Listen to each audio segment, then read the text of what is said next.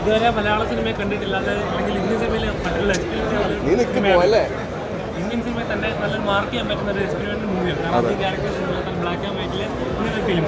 അത് ഇങ്ങനെ കഥ കേട്ടപ്പോൾ ഇത്രയൊക്കെ എക്സ്പെക്ട് ചെയ്തായിരുന്നു. കഥ കേട്ട് മമ്മൂക്കയുടെ ലുക്ക് കണ്ടപ്പോൾ ഓക്കെ പറഞ്ഞ പടമാണ് ഞാനത്. എങ്ങനെയുണ്ടായിരുന്നു?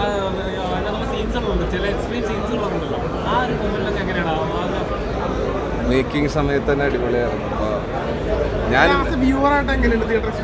ഭയങ്കര ഹാപ്പിയാടാ. ആസ് എ വ്യൂവർ ഒരിക്കലും എനിക്ക് ഇരിക്കാൻ പറ്റില്ലല്ലോ, കാരണം നമുക്ക് എല്ലാം അറിയാം. നെക്സ്റ്റ് സീൻ എന്താണ്, അടുത്ത ഷോട്ട് എന്താണ്, അടുത്ത ഡയലോഗ് എന്താണ്. അപ്പോൾ അത് എക്സ്പീരിയൻസ് ചെയ്യാനാണ് നിങ്ങളുടെ കൂടെ വന്ന് ഇരുന്ന് എല്ലാവരും കൂടെ ഇരുന്ന് കാണണം. ഹാപ്പി ആയിരുന്നു.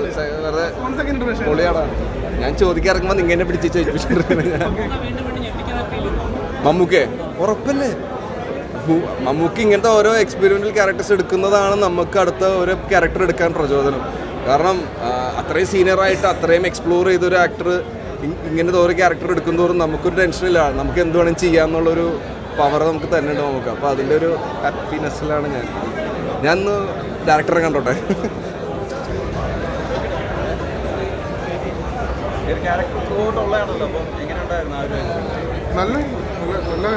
നല്ലൊരു വെൽ റിട്ടൺ ക്യാരക്ടറാണ്. അപ്പോൾ അതുകൊണ്ടാണ് കൂടുതലും ആ ക്യാരക്ടറിന് ഒരു ഡെപ്ത് ഉള്ളതുകൊണ്ട് അത് ചെയ്യുമ്പോൾ ഒരു വാല്യൂ ഉണ്ട്.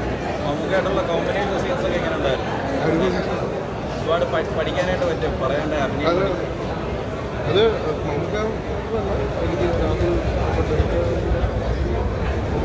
New area.